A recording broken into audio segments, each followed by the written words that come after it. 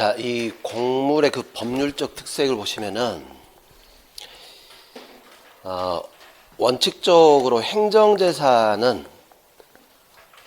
사인 소유권 행사가 제한되는 겁니다. 그러니까 공물이나 행정재산은 공용폐지 안 되면 이것 때문에 취득시효가 안 된다 이렇게 하는 거죠. 일반적으로 공물이 소유권 등 사건 대상의 대상이 될 수 있다. 이 말은 제한 물건 같은 거, 이런 거, 거래 같은 것들은 되지가 않습니다. 공물의 특성상 개별법에 의해서 사건 행사가 제한됩니다. 그래서 아까 사인 소유 공물도 있을 수 있어요, 없어요? 사인 소유 공물도 있을 수는 있어요.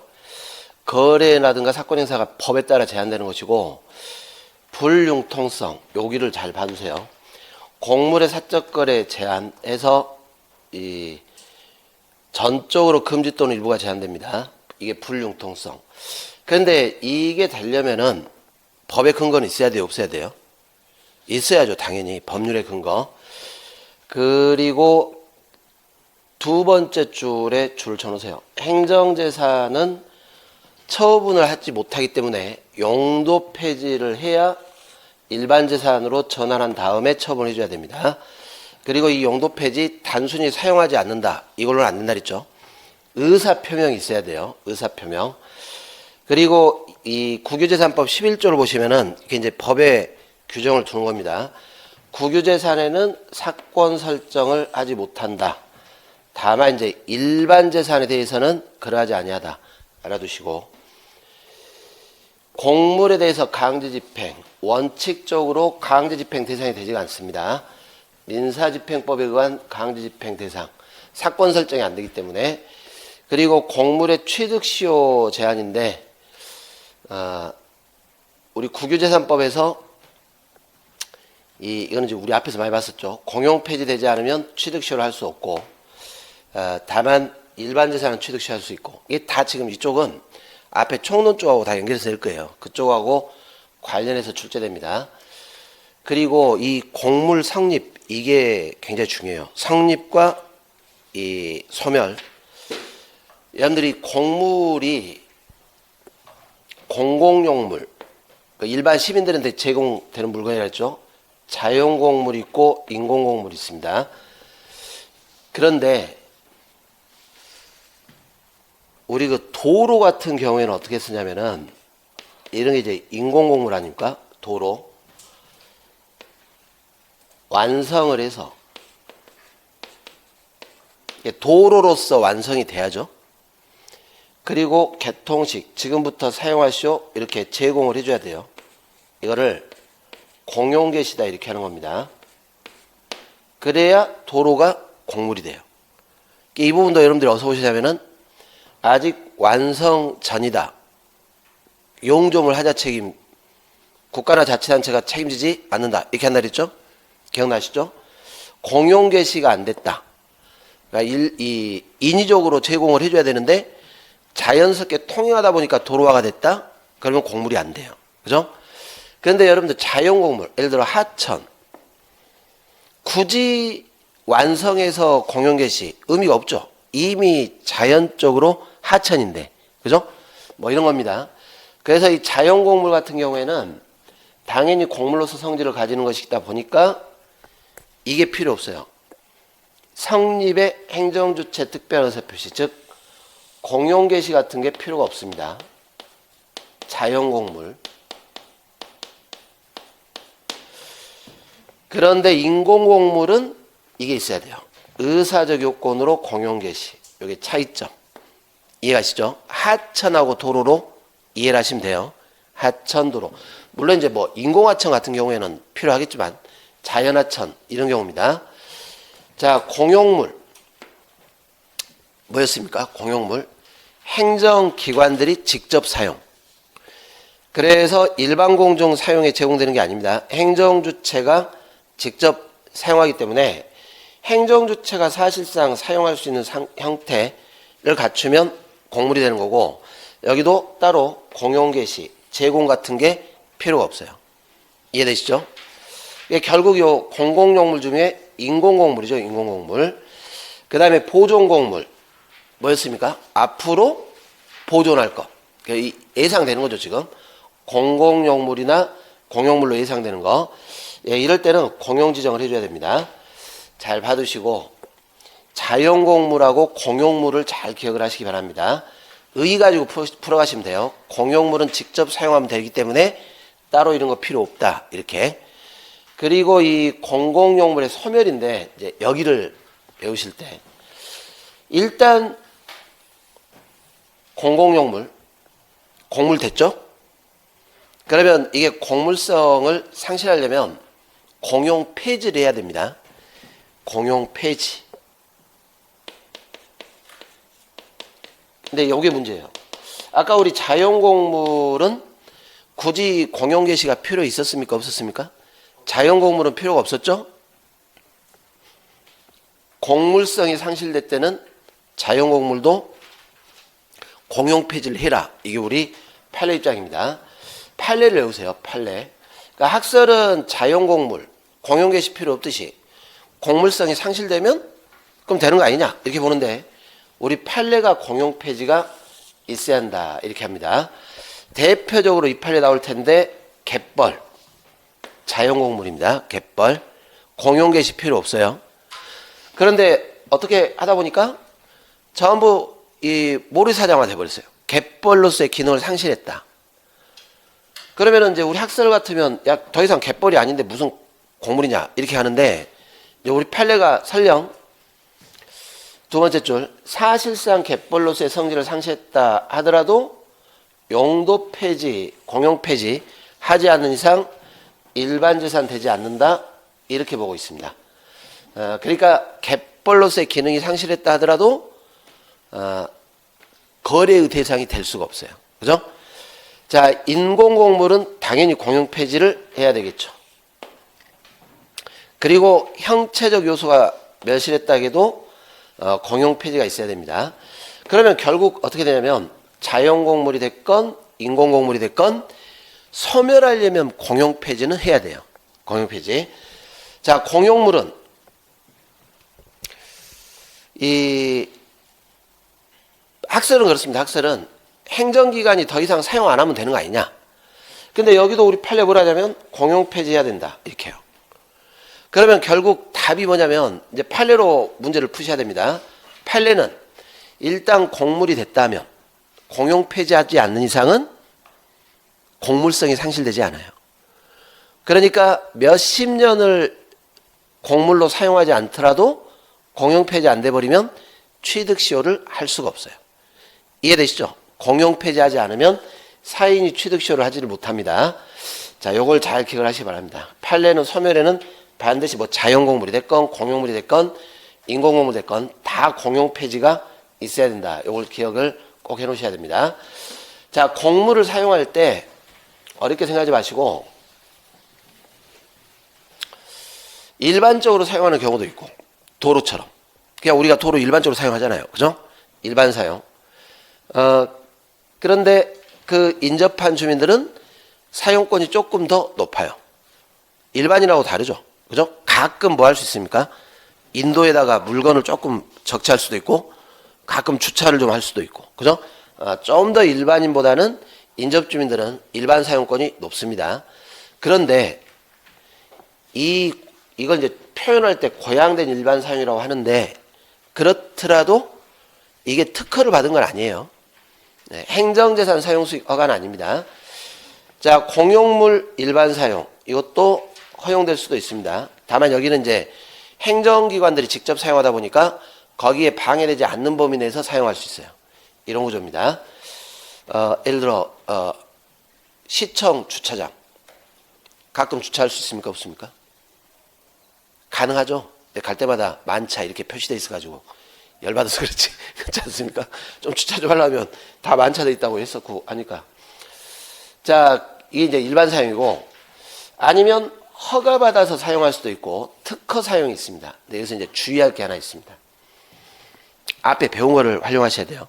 허가 하고 특허는 구별하셔야 돼요. 허가는 금지 해제. 그러니까 예를 들어 주차 금지 구역인데 잠시 허가받아가지고 주차. 그럼 그게 허가예요. 그런데 이 특허는 뭐냐면 권리 설정해 주는 거예요. 권리 설정. 이게 여러분들이 앞에 봤던 행정재산 사용수익 허가. 이해가시죠? 그러니까 허가 사용과 곡물의 특허 사용은 여기는 금지 해제. 장기간이겠습니까? 단기겠습니까? 좀 단기겠죠. 그러나 여기 곡물의 특허 사용, 행정재산 사용수익 허가는 좀 장기적이겠죠. 그죠? 권리를 설정해 준 거니까. 그리고 관습법에 따라 사용할 수도 있어요. 민중관습법 기억나시죠? 하도 오래돼서 기억 안 나시나요? 민중관습법. 주로 어떨 때 사용된다냐면 법에 규정 없는데 곡물 사용에 관한 권리 주장할 때. 그죠? 관계용수 사용권 막 이런 것들. 그리고 이제 계약 체결해 가지고 사용할 수 있냐라는데 판례가 이를 부정한다 이렇게 되어 있습니다. 주로 이게 나와야 돼요. 일반 사용 아니면 허가받든가 특허받든가 이렇게 해야 됩니다. 자, 그런데 5번이 문제입니다. 5번에 보시면은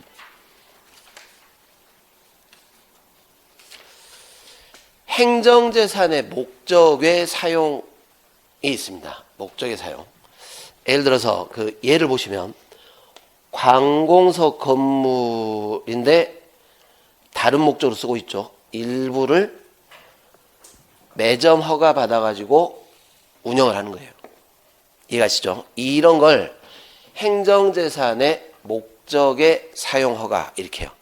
근데 이제 우리 판례가 목적의 사용이라도 뭘로 가버리냐면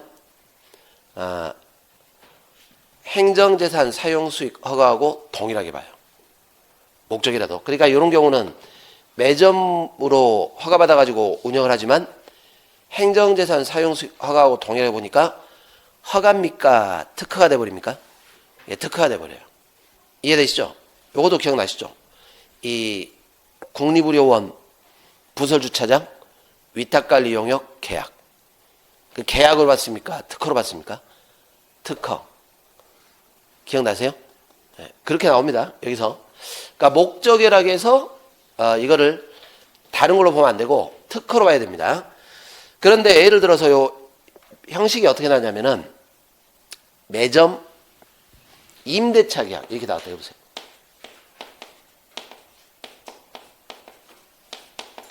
임대차 계약을 맺고 매점을 운영하기로 했어요. 사법관계입니까? 공법관계입니까? 공법관계입니다. 그래서 주의를 하셔야 돼요. 이게 임대차 계약으로 돼 있어도 형식은 이렇지만 임차인 입장에서는 행정재산을 자기 이익에 맞게끔 사용수익할 권한이 설정돼요. 그러니까 이 임대차 계약으로 보는 게 아니고 뭘로 봐야 돼요? 행정재산 사용수익 허가로 가야 됩니다. 특허로 가야 돼요. 이 사법계약으로 보시면 안 돼요. 이거는 행정재산 사용수익 허가. 자, 그런데 이 임차인이 요 임대차 권한에 의해서 재임대를 해요. 전대차. 재임대. 그럼 요거는 지금 재임대를 받은 요 전차인은 누구하고 계약 체결했습니까? 지금 행정주차하고 계약 체결한 게 아니라 임차인하고 했잖아요. 그죠? 여기는 둘 간의 사법계약 관계로 보는 겁니다. 그러니까 처음에 이렇게 임대차 계약으로 설정하면 행정재산 사용수익 허가로 보는 것이고, 안 그러면 둘 간의 임차인과 전차인의 관계는 사법관계. 그래서 요 가로 2번의 법적 성질 보시면은 목적의 사용 수익이라도 목적 외에 우리 판례가 특허로 봅니다. 특허. 허가기간 외우셔야 됩니다. 이 법에서 행정재산 사용수익 허가기간은 5년으로 돼 있어요. 5년. 그리고 이제 갱신해 나가는 거예요. 갱신. 이렇게 하는 겁니다. 5년을 초과하지 않는 범위에 대해서 갱신할 수 있습니다. 자, 그리고 이제 무단점용하면 변상금인데 우리 봤죠? 변상금. 부당이득입니까? 제재입니까? 이건 제재입니다. 그러니까 무단점유자에게 변상금 제재 차원에서 부과할 수도 있고 사용료 상당조를 부당이득으로 환수할 수도 있고, 그죠? 넘어가시기 바랍니다. 이 정도까지 보시면 돼요. 이 정도까지 강론은 되는데, 넘기시면 공용 부담이 있습니다. 공용 부담. 자, 부담은 뭐냐면 부관할 때 봤죠? 부담. 부담의 뜻이 무엇이었냐면 의무부과. 이 공용 부담은 공적 목적으로 국민들한테 의무를 부과시키는 거예요. 이게 이제 공용 부담입니다. 인적 공용 부담. 행위 의무를 부과하는 거죠. 행위 의무. 사람에게 행위 의무. 여기서는 예전에 이제 노역 현품, 노역 물품 막 이런 게 나왔었는데 이게 거의 지금 없어져 가요. 여러분 새마을 운동 저도 겪어보진 않았지만 그 다음에 막 보면 사람들이 노동력을 제공해 가지고 막 뭐 만들어 가잖아요. 그죠? 이런 것들이 부역, 노역 뭐 이런 것들입니다. 그런데 요 부역 현품 여기다 붙여놓으세요. 현품을 알아주세요. 현품. 노역을 제공하느냐 아니면은 금전으로 대체할 수도 있어요. 상대방이 노역과 금전 중에 선택적으로 급부하게 됩니다. 이게 부역. 근데 이제 노역 이렇게 하면 노역 물품 이렇게 하면 여기는 금전으로 선택적 급부가 불가해요. 그래서 부역 현품 이렇게 묶여 있고 노역 물품 이렇게 돼 있죠. 노역 물품은 노역이면 노역, 물건 제공이면 물건 제공 이렇게 하는 것이고 부역 현품이면 노역을 제공하거나 아니면 돈으로 대체하거나 이런 겁니다. 그런데 이게 지금 거의 없어져 가요. 지금 거의 부담금이라는 게 있습니다. 부담금. 이 부담금은 금전 납부물을 부과를 시키는데 이게 일반인한테 부담시키는 게 아니라 그 공익사업과 특별한 이해관계 있는 사람한테 부담금을 부과시켜요. 우리 그래서 예를 들어 개발사업을 하게 되면 그 개발사업에 따른 여러 가지 비용들이 창출될 거 아닙니까? 그 개발 부담금 이런 것들이 이런 부담금입니다. 그 사업에 필요한 경비 전부 또는 일부를 부담시킨다. 이게 부담금. 뭐 이런 게 있다 정도 보십시오. 이런 게 있다. 이런 게 인적 고용 부담. 그럼 여기는 지금 뭡니까? 물건한테 있습니까? 사람한테 행동을 요구하고 있습니까? 행동. 물적 공용 부담. 이게 여러분들이 앞에 봤던 이런 겁니다. 이 헌법 23조 3항에 공공필요에 의해서 재산권에 대한 제한, 사용, 수용 막 이런 것들. 이해가시죠? 이게 물적 공용 부담입니다. 가끔 뭘 내냐면 다음 중 부담의 성질이 다른 것 해가지고 여기다가 슬쩍 인적 부담을 넣을 수 있어요. 이해되시죠? 그러니까 뭐 재산권 사용에 대한 제한, 수용, 사용, 환지, 환권 막 이런 것들 이런 거 전부 다 물적 부담이다 정도 보시고 여기서는 뭐가 나올 거냐면은 우리 공익사업을 위한 토지취득 보상에 관한 법률 그쪽이 같이 나와요. 여기서 그게 총론에서 나올 수도 있고 아니면 여기서 나올 수도 있습니다. 종류 정도 보시면 됩니다. 종류 정도. 여기 이제 수용 절차들 나오는데 자 공익사업을 위한 토지취득 보상에 관한 법률에서 일단 뭘 해야 돼요? 사업 지정을 받고 사업자가 협의 취득을 해야죠. 협의 취득은 사법계약으로. 그런데 협의가 안 되면 그 다음에 뭘로 가요? 재결, 위원회. 그리고 재결 다툴 때 이의신청도 있고 바로 소송 들어갈 수도 있고 다 기억나시죠? 그거 되는 겁니다. 자 여기까지 보시면 될 것 같습니다. 나머지 뭐 환경 또는 재무행정, 조세행정 버리시기 바랍니다. 버리시고 나오면 이 정도에서 내고 만약에 그쪽 세무행정이라든가 이런 거 나오면은 우리 봤던 저 강제징수에 대해서 불복할 때 심사청구, 심판청구 중에 하나는 반드시 거쳐 그런 거 나와요. 공매 처분이다 막 이런 거 이해가시죠? 총론하고 당겨서 내면 됩니다. 방금 우리가 체크했던 거 위주로만 보고 가세요. 그리고 이제 더 자세한 내용들은 문제풀이 할 때 그거 외우시면 돼요. 그거. 예, 그리고 지금부터는 우리가 꼭 뭐를 하자겠냐면은 기출문제 다시 풀고 문제풀이 지금 진도 나가는 만큼 복습을 기출문제 또 꼭 하셔야 했죠. 그렇게 하고 계시죠? 네, 그렇게 하셔야 됩니다. 우리 시험 이제 얼마 안 남았으니까 토요일 일요일도 수업 하시죠? 지금. 아무튼 틈나는 대로 하루에 그 문제풀이 중심으로 막 암기들 하셔야 됩니다. 자, 오늘 여기서 마치도록 하겠습니다. 수고들 하셨습니다.